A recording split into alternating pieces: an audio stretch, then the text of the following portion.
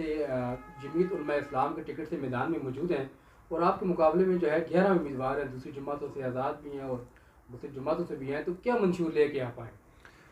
بسم اللہ الرحمن الرحیم۔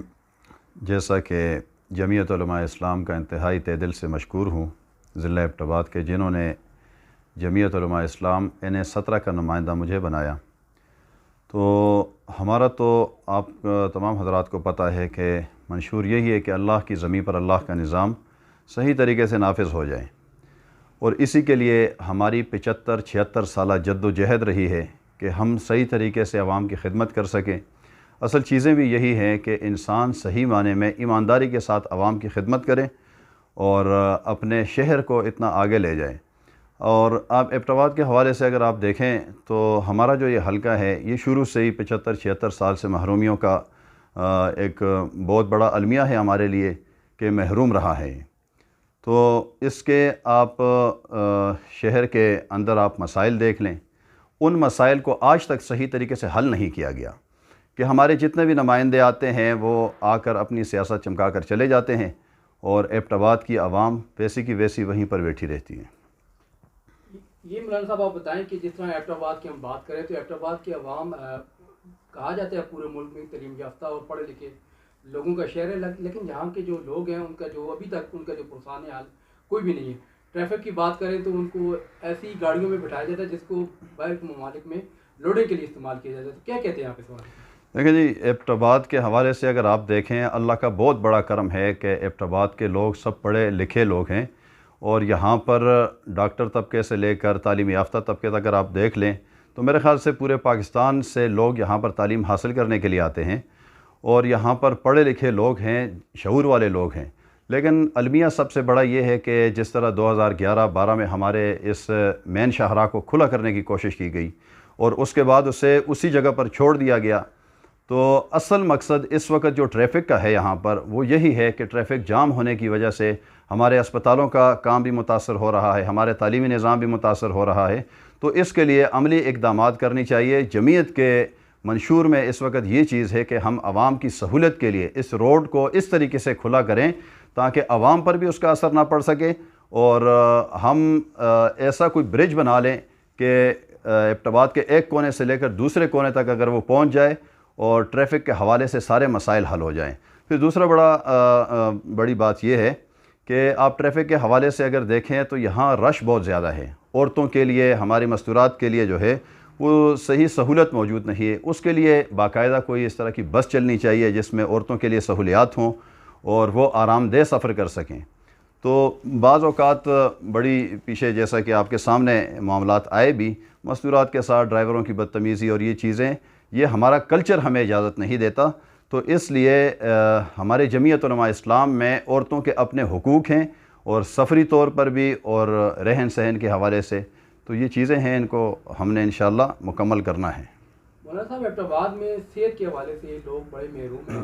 2 بڑی اسپتالیں ہیں، ایک DHQ ایبٹ آباد ہے اور دوسرا کمپلیکس ہے۔ کمپلیکس میں تو اگر بات کریں تو کشمیر تک کے جو لوگ ہیں وہ گلگت بلتستان سے بھی لوگ آ کے یہاں علاج کرواتے ہیں، لیکن یہاں پہ دل کا جو ہے کوئی بہترین وہ نہیں ہے، سینٹر نہیں ہے۔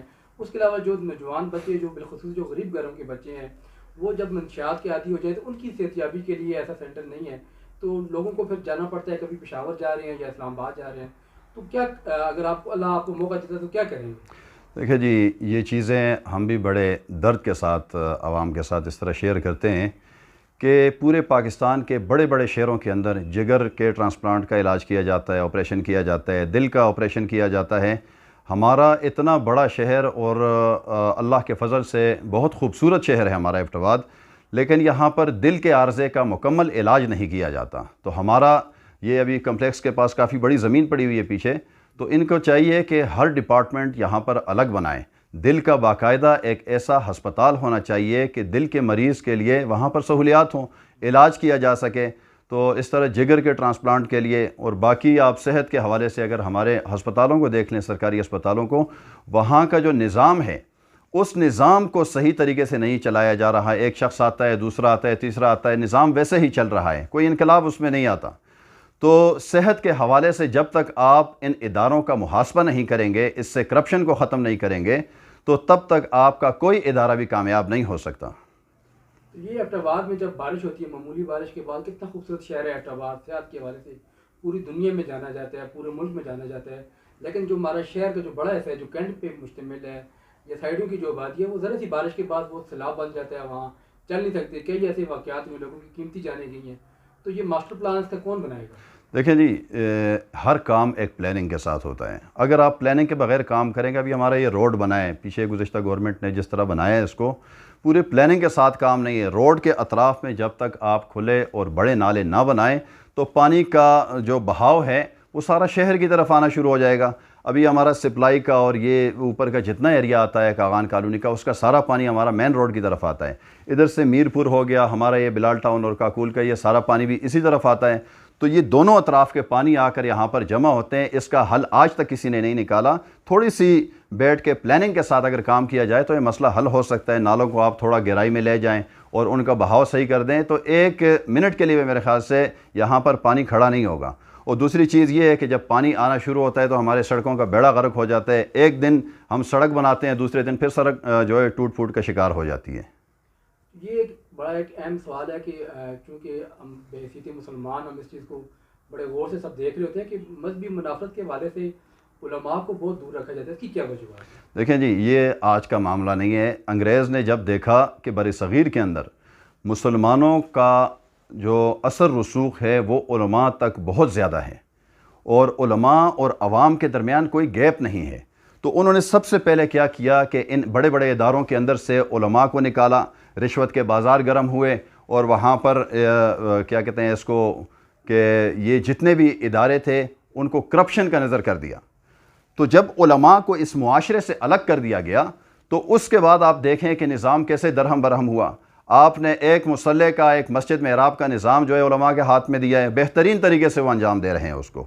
اسی طرح ہم یہ چاہتے ہیں کہ پورے ملک کا نظام اگر علماء کے ہاتھ میں آ جائے، سب سے بڑی چیز یہ ہے کہ کرپشن ختم ہو جائے گی اور بے انصافی ختم ہو جائے گی، عدل اور مساوات قائم ہو جائے گا. تو یہ ساری چیزیں معاشرے کی ضرورت ہے کہ جب آپ کے ساتھ انصاف ہی نہ ہو تو بے انصافی جب ہوگی تو جرم جو ہے وہ عروج پر پہنچے گا. تو سب سے بڑی چیز اس وقت یہ ہے کہ انگریز نے جو ذہنیت ہمارے نوجوان کی بنائی، اس چیز کو ختم کرنے کی ضرورت ہے کہ ہم پر کس طرح سے کام ہو رہا ہے اور ہمارے درمیان کس طرح سے فاصلے پیدا کیے جا رہے ہیں.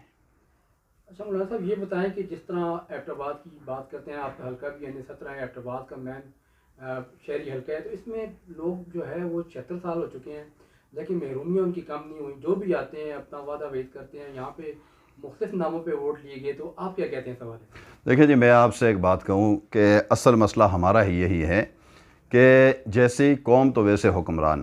اگر 76 سال کے تجربات کے باوجود بھی اگر انہی لوگوں کو سلیکٹ کر کے آپ نے آگے لانا ہے تو اس کے بعد آپ دیکھیں گے کہ آپ کی محرومیاں مزید بڑھیں گی، کرپشن وغیرہ بڑھے گی، آپ کو آپ کے جائز حقوق نہیں ملیں گے. تو یہ چیز ہے کہ اب انقلاب کا وقت ہے. میری قوم سے بھی یہی درخواست ہے کہ اپنی قیادت کو بدلیں. اور ایبٹ آباد بہت زیادہ محروم شہر ہے، سب سے خوبصورت ترین شہر ہے پورے پاکستان کے اندر. لوگ سیاحت کے لیے یہاں ایک وقت آیا کرتے تھے.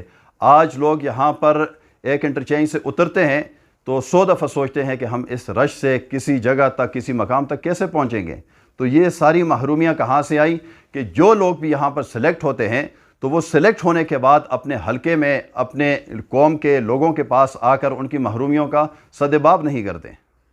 اب آخری ایک آپ سے سوال ہے کہ اس میں یہ بتائیں کہ ایک تو آپ حلقے کے عوام کے لیے پیغام دیں اور دوسرا یہ بتائیں کہ جمعیت علماء اسلام اور باقی جماعتیں ہیں ان میں بنیادی فرق کیا ہے؟